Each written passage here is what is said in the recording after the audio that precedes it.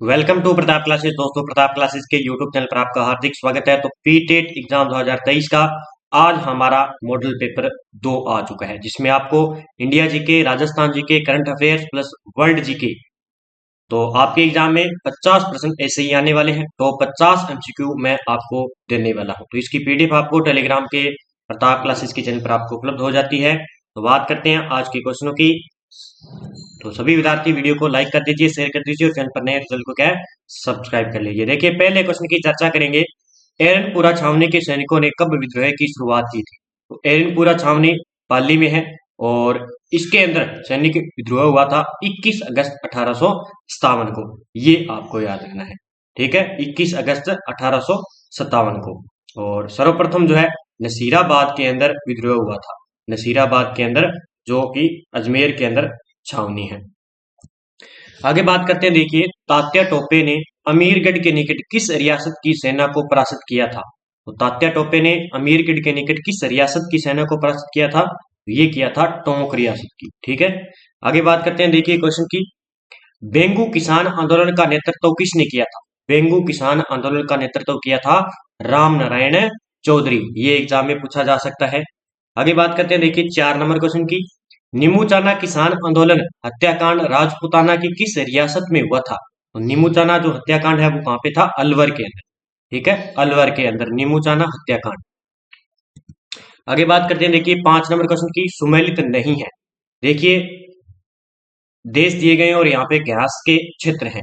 देखिए, दक्षिण Africa weld घास के मैदान, अर्जेंटीना में पंपास घास के मैदान, ऑस्ट्रेलिया के अंदर डाउन्स और ब्राजील के अंदर लानोस। तो ब्राजील के अंदर लानोस घास नहीं पाई जाती, इसका आंसर।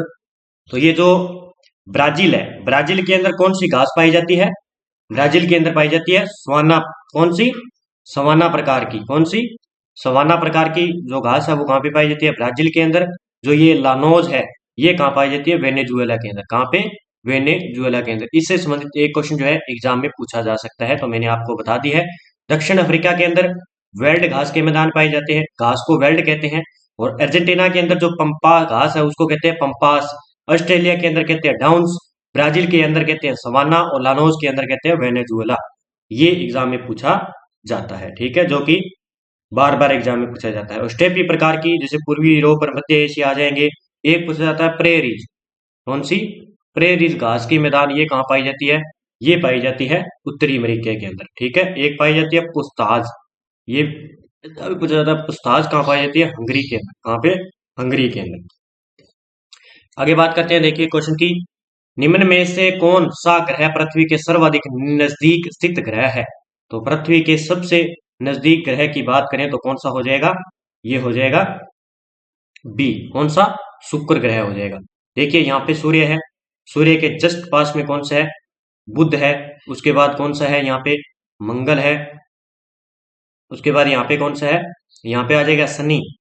यहाँ पे बुध आ जाए, मंगल आ जाएगा, यहाँ पे आ जाएगा पृथ्वी हमारा 3 नंबर पर। तो सबसे पास में कौन सा हो जाएगा?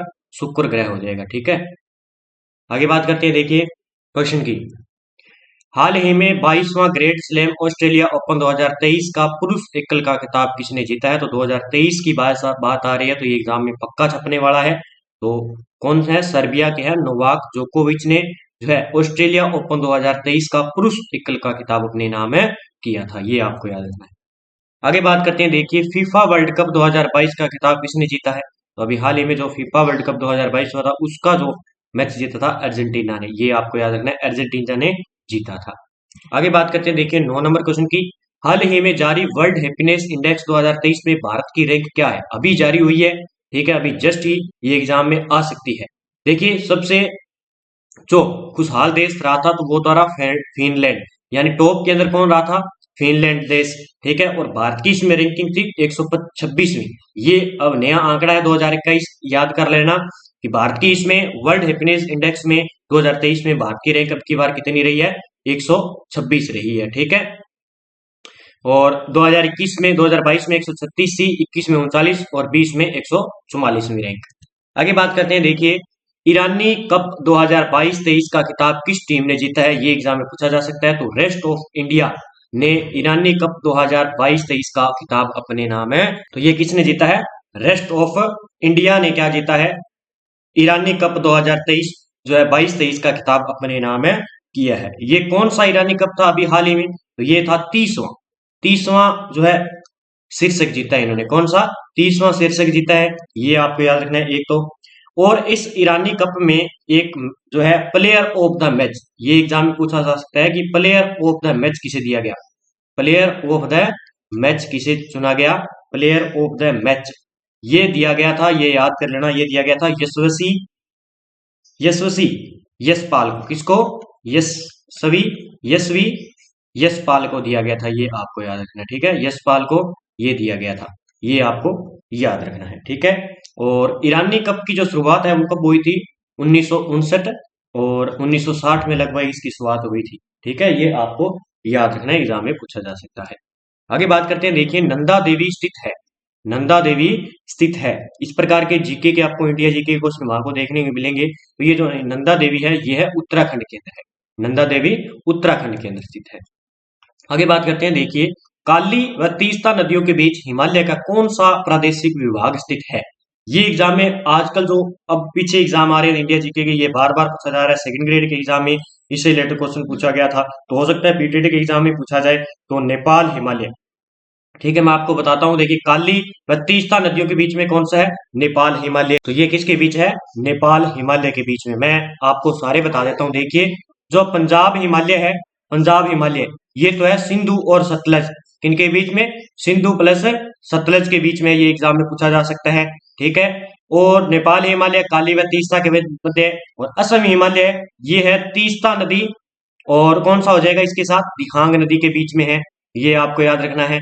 एक आ जाएगा कुमाऊं हिमालय, ये है सतलज, ये किसके बीच में है? सतलज नदी और काली नदी के बीच में, तो ये आपको याद रखना है। जो नेपाल हिमालय ये तो है काली व तीस्ता नदियों के बीच में हिमालय, और पंजाब हिमालय सिंधु सतलज का है, असम हिमालय तीस्ता व दिहांग का है, और कुमाऊं हिमालय सतलज और काली का है। तो ये आपको याद रखना है, ठीक है। तो ये दिहांग क्षेत्र है, ये पड़ता है अरुणाचल प्रदेश में, ब्रह्मपुत्र को दिहांग कहा जाता है, ये आपको याद रखना है। आगे बात करते हैं, देखिए क्वेश्चन की, मारवाड़ राज्य लोक परिषद का प्रथम अधिवेशन कहाँ हुआ था? मारवाड़ राज्य लोक परिषद का प्रथम अधिवेशन कहाँ हुआ था? तो ये भी एग्जाम में पूछा जा सकता है, क्योंकि बार बार पूछे गए क्वेश्चन में आपको लेकर आ रहा हूं। वो पुष्कर के अंदर, कहाँ पे? पुष्कर के अंदर हुआ था। आगे बात करते हैं, देखिए स्वतंत्रता के समय राजस्थान में निम्न में से कौन सी रियासत मौजूद नहीं थी? स्वतंत्रता के समय, तो इसमें जो है सवाई माधोपुर थी, नागौर में चित्तौड़गढ़ थी, नागौर व चित्तौड़गढ़, और गंगानगर व भीलवाड़ा। तो उपयुक्त सभी इसका आंसर हो जाएगा। आगे बात करते हैं, देखिए थार मरुस्थल में सबसे बड़ा शहर, थार मरुस्थल में सबसे बड़ा शहर कौन सा हो जाएगा इसमें?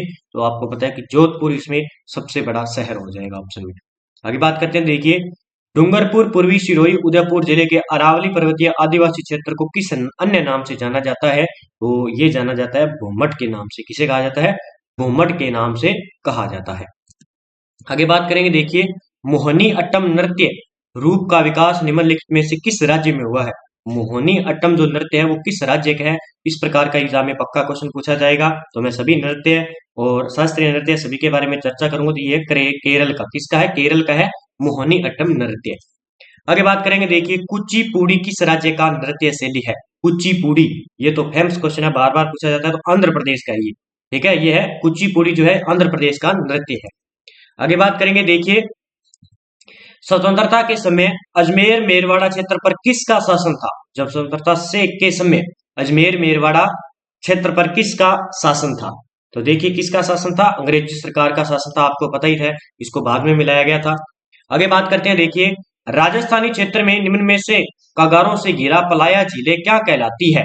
पलाया झीलें क्या कहलाती है? तो ये कहलाती है खड़ीन। इसे क्या कहा जाता है? पलाया झीलों को खड़ीन कहा जाता है। आगे बात करते हैं, देखिए उस्ताद बिस्मिल्लाह खान किस वाद्य यंत्र को बजाते थे? इस प्रकार के क्वेश्चन आएंगे, मैं हूबहू आपको देता जा रहा हूं, यहां से पक्का रिपीट होंगे क्वेश्चन सीधे सीधे। देखिए उस्ताद बिस्मिल्लाह खान किस वाद्य यंत्र से थे? उस्ताद बिस्मिल्लाह खान शहनाई वादक थे एक। आगे बात करते हैं, देखिए अरावली पर्वत की ढलानों पर मुख्यतः किस फसल की खेती होती है? अरावली ढलानों पर किस प्रकार की खेती होती है? तो मक्का होता है यहाँ पे। कौन सा? मक्का। आगे बात करते हैं, देखिए निम्न में से किस जिले में अरावली पहाड़ियों का विस्तार नहीं है? देखिए अरावली पहाड़ियों का विस्तार जो है कहाँ पे नहीं है, सीकर में है, झुंझुनू में है, अलवर में है, लेकिन जालोर में अरावली पहाड़ियों का विस्तार है नहीं है। आगे बात करते हैं। देखिए जैन धर्म के प्रवर्तक कौन माने जाते हैं? तो महावीर स्वामी जैन धर्म के प्रवर्तक माने जाते हैं और ये कौन से तीर्थकर थे? 24वें तीर्थकर के रूप में माने जाते हैं, ये आपको याद रखना है। ठीक है, 24वें तीर्थकर कौन थे जैन धर्म में? महावीर स्वामी।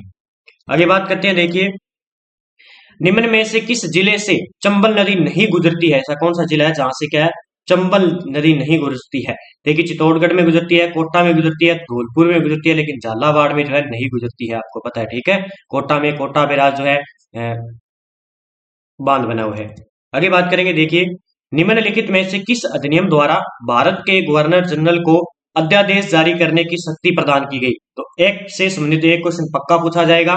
तो देखिए इसका जो अध्यादेश जारी करने की शक्ति दी गई थी, भारतीय परिषद अधिनियम 1861 के तहत जो है, जो भारत का गवर्नर जनरल था उसको क्या दिया गया? अध्यादेश जारी करने की शक्ति प्रदान की गई थी।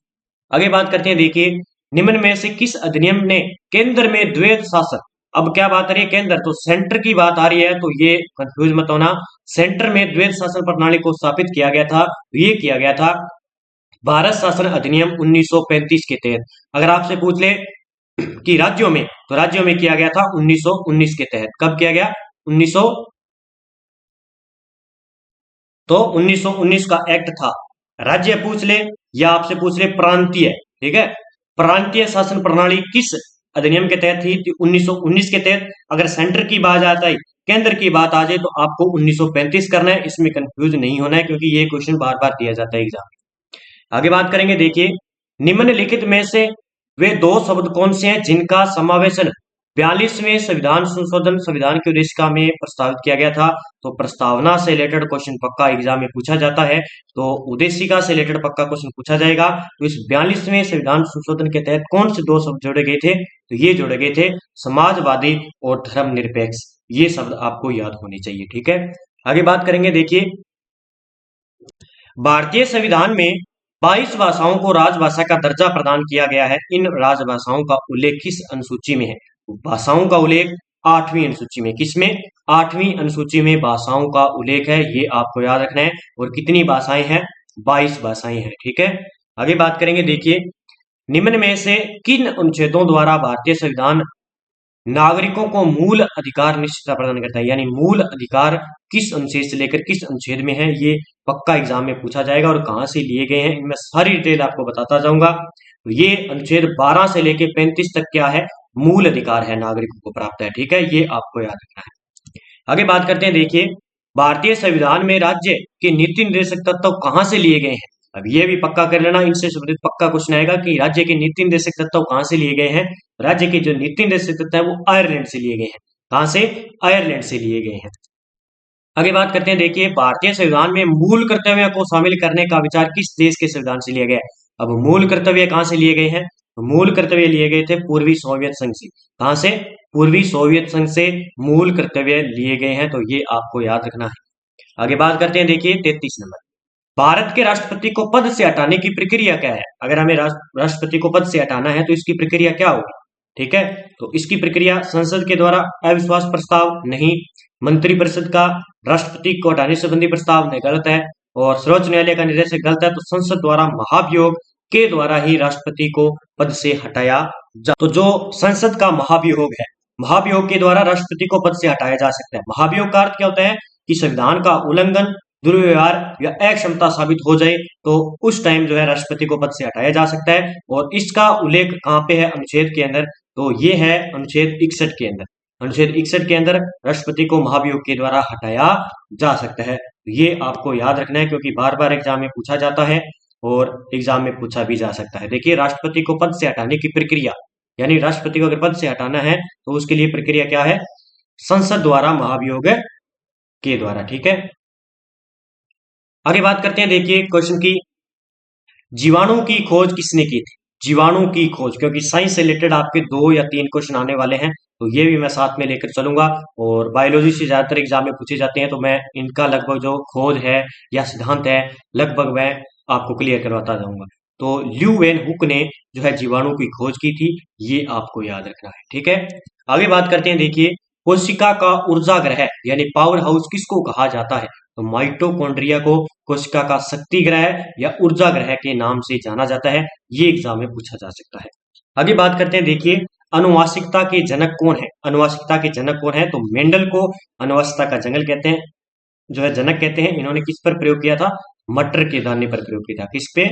मटर के दाने पर प्रयोग किया था। ये पूछा जाता है। ठीक है, आगे बात करते हैं। देखिए, कांठल की गंगा कामधेनु के नाम से प्रसिद्ध नदियों के लिए सही सुमेलित युग्म कौन सा है?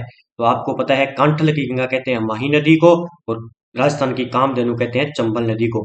इसका आंसर हो जाएगा माही और चंबल। ठीक है, ये आपको याद रखना है। आगे बात करते हैं। देखिए, राज्य में भारतीय मौसम विभाग की वेधशाला कहाँ पे है? भारतीय मौसम विभाग की वेधशाला है जयपुर के अंदर। कहाँ पे है? जयपुर जिले के अंदर। आगे बात करते हैं। देखिए, राज्य में मृदा अपरदन के लिए सर्वाधिक उत्तरदायी कारक कौन सा है? मृदा अपरदन के लिए जल, वनों का विनाश, वायु, अत्यधिक सिंचाई। तो वायु सर्वाधिक जो है आपको पता है मृदा अपरदन का कारण होती है, ये आपको याद रखना है। आगे बात करते हैं। देखिए, राजस्थान के निम्न में से कौन से राज्यपाल का निधन पद पर रहते हुआ है? सरदार जोगेंद्र सिंह, दरबार सिंह, रघुकुल तिलक, गुरमुख निहाल सिंह। तो ये थे दरबारा जी हैं। दरबार सिंह का जो है पद पर रहते हुए मृत्यु हो गई थी। वर्तमान में आपको बताना है कि वर्तमान में राजस्थान के राज्यपाल कौन है? वर्तमान में राजस्थान के राज्यपाल कौन है? ये एग्जाम में पूछा जा सकता है। आप कमेंट बॉक्स में जवाब दीजिए। आगे बात करते हैं। देखिए, राष्ट्रपति कितनी बार किसी व्यक्ति को राजस्थान का राज्यपाल नियुक्त कर सकता है? तो कितनी बार? लगभग जो है इसकी कोई सीमा नहीं है। ठीक है, तो वैसे देखें तो 2 बार आता है, लेकिन इसकी कोई सीमा नहीं है। प्रसाद पर्यंत 2 साल होता है, लेकिन इसकी कोई सीमा भी नहीं है। आगे बात करते हैं। देखिए, राज्य के प्रथम लोक देवता जिन पर डाक टिकट जारी किया गया था, प्रथम लोक देवता कौन थे? ये थे देवनारायण जी। कौन थे?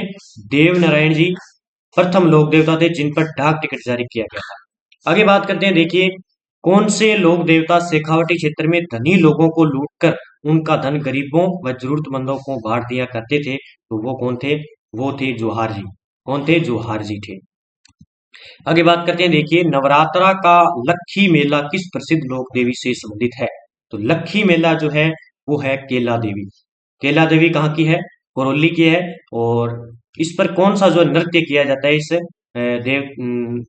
माता पर? तो वो किया जाता है लांगूरिया गीत। कौन सा? लांगूरिया गीत गाया जाता है और लांगूरिया नृत्य भी किया जाता है। तो एग्जाम में पूछा जाता है। शीतला माता का मंदिर कहाँ पे है? चाकसू जयपुर के अंदर, करनी माता देशनोक बीकानेर के अंदर, और नागणेची जोधपुर की है। ठीक है, आगे बात करते हैं। देखिए, जालोर के सोनगरा चौहान शासकों की कुल देवी कौन सी? जालोर के सोनगरा चौहान थे का नरदेव प्रबंध है। और ठीक है, जालोर के सोनगरा चौहान के शासकों की कुल देवी कौन सी थी? तो ये थी आवरी माता। ठीक है, आवरी माता, ये आपको याद रखना है। ठीक है, आगे बात करते हैं। देखिए, रामानंदी संप्रदाय की प्रमुख पीठ राजस्थान में कहां से संबंधित है? संप्रदाय से संबंधित पक्का ये क्वेश्चन पूछा जाएगा, चाहे मिलान चिन्ह में मिले, चाहे इसकी पीठ पूछी जाए। तो मैं दिल्ली लेकर आता हूं, तो जयपुर में है। कहां पे? जयपुर जिले के अंदर। आगे बात करते हैं। देखिए, शाहपुरा में प्रत्येक वर्ष चैत्र कृष्णा प्रतिपदा से चैत्र कृष्णा पंचम तक मनाया जाने वाला फूलडोल उत्सव किस संप्रदाय से संबंधित है?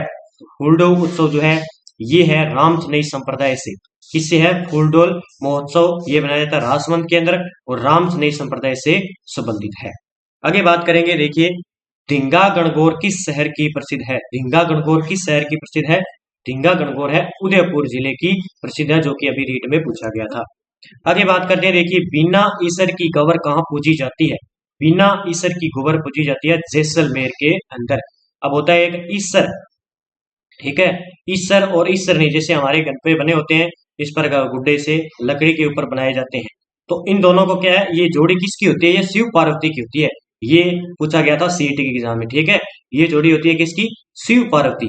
ईश्वर ईश्वर होता है शिव, और ईसरनी कहते हैं जिसे पार्वती। ये आपको याद रखना है। ठीक है, गणगौर के ऊपर ये उत्सव मनाया जाता है। आगे बात करते हैं। देखिए, मीणा एवं भीलों के बाद राजस्थान में सर्वाधिक जनसंख्या पाई जाने वाली जनजाति कौन सी है? मीणा, सहरिया, गरासिया, कालबेलिया। मीणा व भीलों के बाद इसने पूछा है, तो ये है कालबेलिया। कौन सी? कालबेलिया जाति। और कालबेलिया जो है नर्तांगनी कौन है? ये है गुलाबोबाई, जो कि एग्जाम में पूछी जाती है। तो कालबेलिया नृत्य की प्रसिद्ध नृत्यांगना कौन है? गुलाबोबाई है। ठीक है, और इस कालबेलिया नृत्य को 2010 में यूनेस्को की धरोहर सूची में भी शामिल कर लिया गया है। ठीक है, आगे बात करेंगे, तन्ना व मोरबंदिया विवाह किस जनजाति में किया जाता है? तन्ना व मोरबंदिया जो विवाह है वो किस जाति में किया जाता है? ग्रासिया जनजाति में किया जाता है।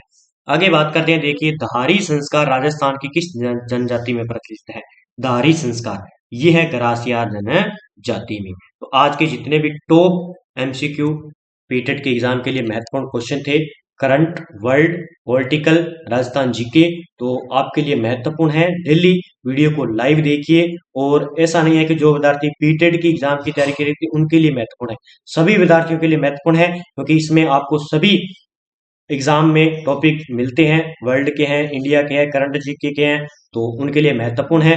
डेली वीडियो को देखिए, आपके लिए बहुत ही महत्वपूर्ण होगी। इसी के साथ जो विद्यार्थी ERO एग्जाम की तैयारी कर रहे हैं तो उनके लिए अंतरराष्ट्रीय और राष्ट्रीय प्लस राजस्थान करंट अफेयर्स की टेस्ट सीरीज चालू है। तो प्रताप क्लासेस के ऐप को डाउनलोड करें और इस टेस्ट सीरीज को अच्छी तरीके से दें, क्योंकि आपको पता है कि इंडिया और राजस्थान का पीछे सीईटी के एग्जाम में, LDC के एग्जाम में क्वेश्चन आए थे, क्योंकि आपको पता है कि ERO के एग्जाम में ज्यादा आपको जो करंट के क्वेश्चन मिलेंगे इंडिया के मिलेंगे इसमें, और राजस्थान के 3-4 क्वेश्चन होंगे, लेकिन ज्यादा क्वेश्चन जो होंगे वो इंडिया के होंगे।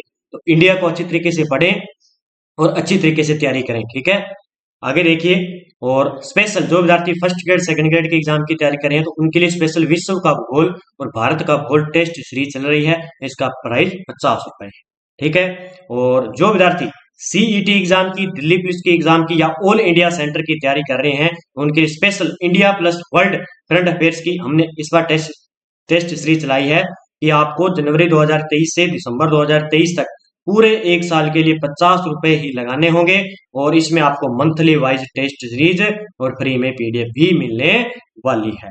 तो सभी विद्यार्थी इनको जरूर ज्वाइन करें और टेलीग्राम को जरूर ज्वाइन करें, वहां पे आपको न्यूज नोटिफिकेशन मिलते रहते हैं। और चैनल पर नए हैं तो चैनल को क्या सब्सक्राइब कर लीजिए, और डेली हम मॉडल पेपर पीटेट के एग्जाम के लिए लेकर आएंगे। तो जय हिंद, जय भारत दोस्तों।